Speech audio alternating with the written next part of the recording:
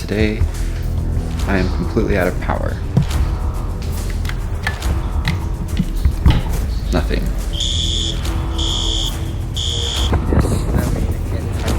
Oh my gosh, this is so exciting. Alright, bye. 3 bottles left.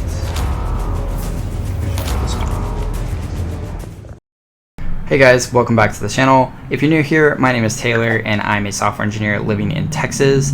I hope you guys are all having an amazing day. If you haven't noticed, this video is going to be a little different based on the title. Texas went through one of the worst winter storms it's ever had since 1985 last week, and it left so many people without power and water. And during the storm, it was below freezing the whole time, so this created a bit of a crisis situation here in Texas. In addition to that, the Texas infrastructure came dangerously close to catastrophically collapsing, but thankfully it did not do that. So I'm going to share with you my footage and my experience through this whole event. I hope you enjoy, and let's check it out. For context, it rarely snows in Texas. I've lived here my whole life and it snowed maybe 3 or 4 times. So when we were getting reports that it was going to be in the 10s degrees last week, it was kind of hard to take seriously. But nonetheless, got prepared, got a full case of water, got a full tank of gas, cleaned the dishes. It was best to be prepared for some kind of storm. And it's really not uncommon in Texas to lose power for a couple hours during a storm. So it's really best to be prepared. So it's Sunday, February 14th, and the temperature keeps dropping and dropping and dropping. Then at about 10 o'clock at night, it begins snowing.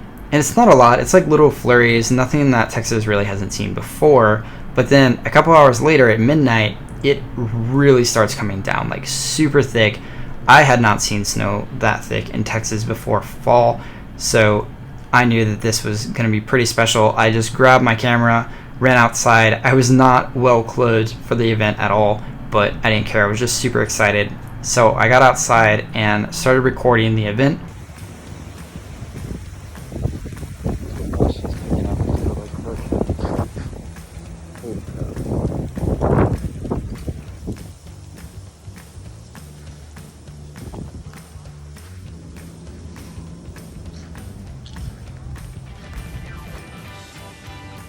Everyone was outside. Everyone was playing in the snow, building snow angels, and just having so much fun. It was surreal. It was like everything bad that had happened over the past year and a half was just completely forgotten because everyone was having the time of their life. Everyone was laughing and playing and was just so happy. It was a moment that I'll never forget, and it was definitely the best part of the storm. The feeling was like that of Christmas morning as a kid. It was magical. The next morning was like a scene out of a movie. It's February 15th and it's about 19 degrees outside and everything is covered in thick snow. Streets, lampposts, cars, trash cans, just everything covered in layers and layers of snow. I decided to take this time to go take pictures downtown because I feel like I'm never going to get these pictures again. So I just grab my camera, I go downtown, and I start shooting.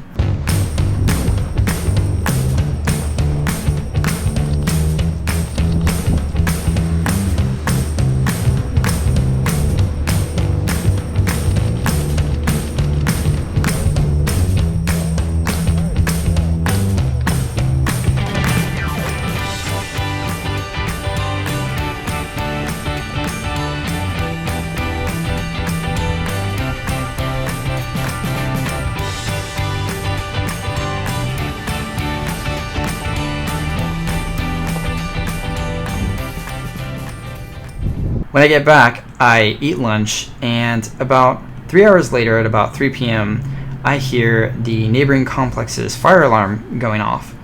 And I just figured, okay, maybe there's like a drill or a malfunction, or they're just testing the alarm system. But it keeps going, and it continues for about an hour. After about 30 minutes of it going off, it starts to get my attention, and I'm looking out the window to see if I see a fire or smoke or hear fire trucks or any indication of what is happening. And there's nothing, just this alarm going off. So I go out and I walk down to the complex to see people standing outside with their pets, some with their belongings, and everyone's just kind of standing around. So I get up to the complex, and what I see terrifies me. On the second floor unit, there is water just pouring out of this unit.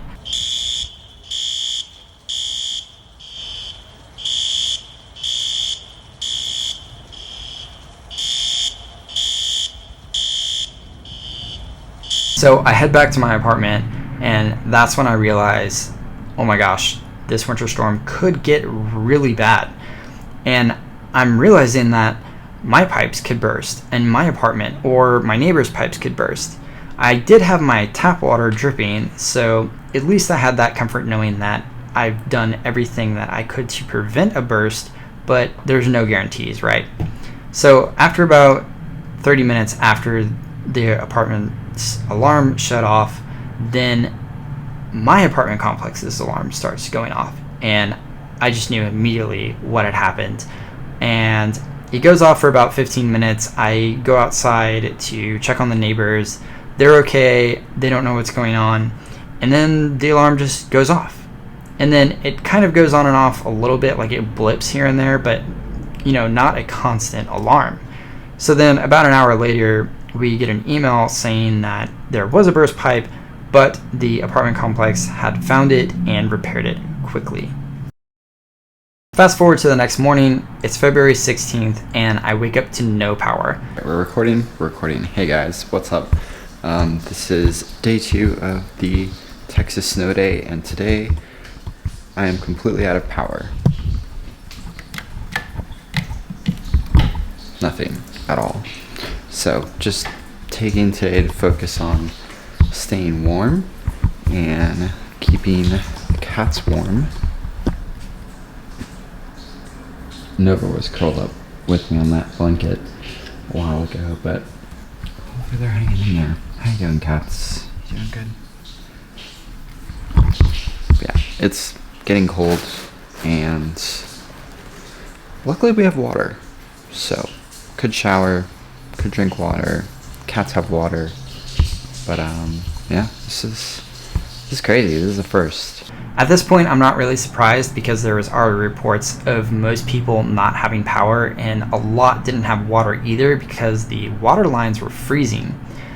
And I didn't know it at the time, but the night before, there was an apartment complex in my city that burned to the ground because fire crews couldn't access the hydrant well because the well was completely frozen shut. So the whole complex just burned to the ground. Seriously nightmare fuel. But since I didn't have any power today, I spent most of the time inside just trying to stay warm. I took the time to pick up a book that I had been reading called Oversubscribed by Daniel Priestley, and I have it right here. It's a book about having a business and growing an audience with that business, and then having the business and audience work to grow a brand name. It's a really good read, and I highly recommend it. So it's getting later in the day, and I need to charge my phone and my charging brick because I don't know how long I'm going to be without power, and I want those devices charged. So I go down into the basement garage, and the basement garage is super creepy at this point because it's pitch black, there's no power, it's very quiet, and the only sound is water running through the pipes that are going through the basement garage, and I'm already paranoid about water and pipes at this point, so it was super eerie vibes. I take my car up to the surface level to avoid poisoning myself with carbon monoxide, unlike some people who are idling their cars in the garage. So now my devices are charged, and it's getting close to dinner time, so I go walking to the food court to see if anything is open.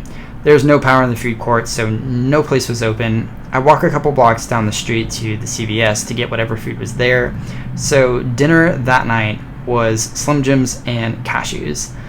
And the only thing I had lighting my apartment was a small candle. It truly felt like the apocalypse. And the rest of the night was spent just watching Netflix, using my data plan on my phone, and thank Apple for the M1 MacBook Pro because its battery life came in super clutch. It's the next day, February 17th, and it's 15 degrees outside. I still have no power. I decide to make a bowl of cereal from what I got at CVS the other day with no milk because everything in the fridge is spoiled at this point.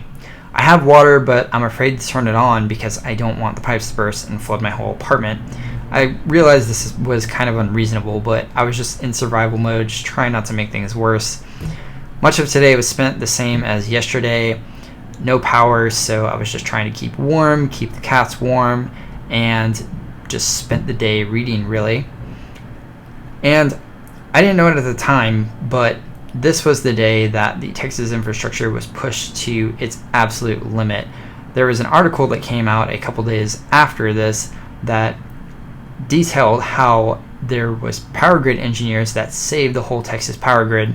Texas is on its own power grid separate from the rest of the US, and these engineers saved it from catastrophic failure that would have caused blackouts in Texas for months. It was truly terrifying to read.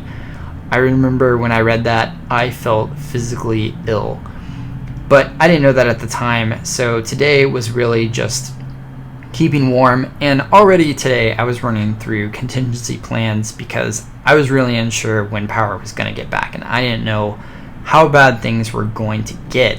So I was thinking, like, I have 1 tank of gas, so I can't make it to Louisiana if things get bad, or Oklahoma, and being so far south in San Antonio, the closest place that I could go if things started to get dangerous was Mexico. That was my contingency plan, Mexico. I clearly wasn't in the right mind, but I was just in panic mode at this point because I had no idea how bad things were going to get. Then later that day, power got restored. Now it's Thursday, the 18th, and for the first time in 2 days, I wake up to power. It's snowing outside today, so I decided it's a good opportunity to take pictures in the local area. Oh, the snow is just getting all inside my mask.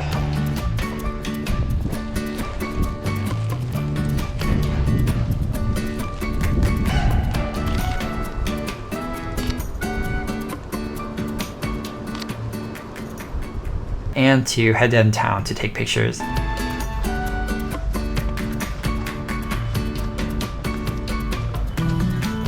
Snowman.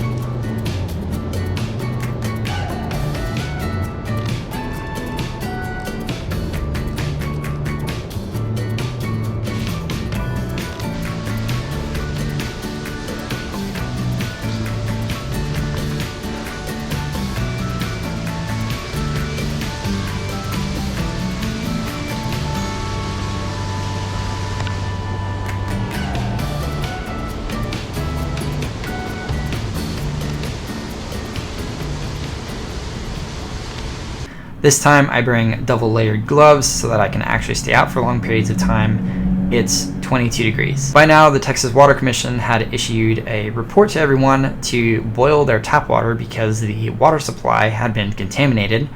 My water bottle supply was running pretty low, had about 3 bottles left, and the roads were still not in condition where I could venture out to a grocery store safely, so I was desperately trying to conserve as much water as I could. I had 3 pots of boiled water at the ready for any kind of situation. Later that night, I was craving Whataburger, so I decided to take a trip to the Whataburger that was about a mile away.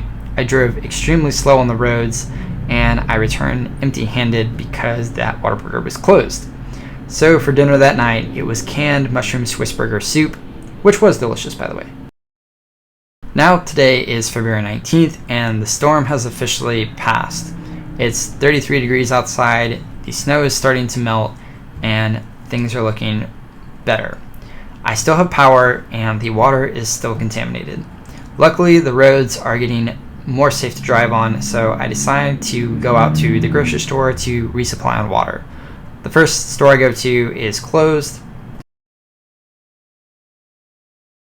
The second store is packed with people and inventory is running low, but I do manage to pick up 2 packs of water, so at this point I'm feeling much better about the situation. From that day on, things start to get much better. Water pressure is back to normal, The water is no longer contaminated, and by now, most people have power restored. And that wraps up my winter storm experience.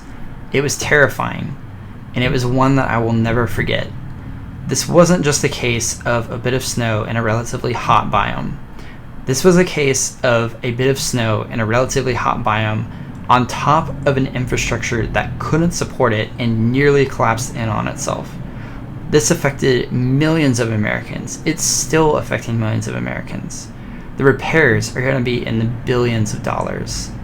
But we'll get through it, and I hope that we make the necessary improvements to ensure that nothing like this ever happens again. I hope you enjoyed this video. If you did, please leave a like. Thank you so much for watching, and I'll see you in the next one.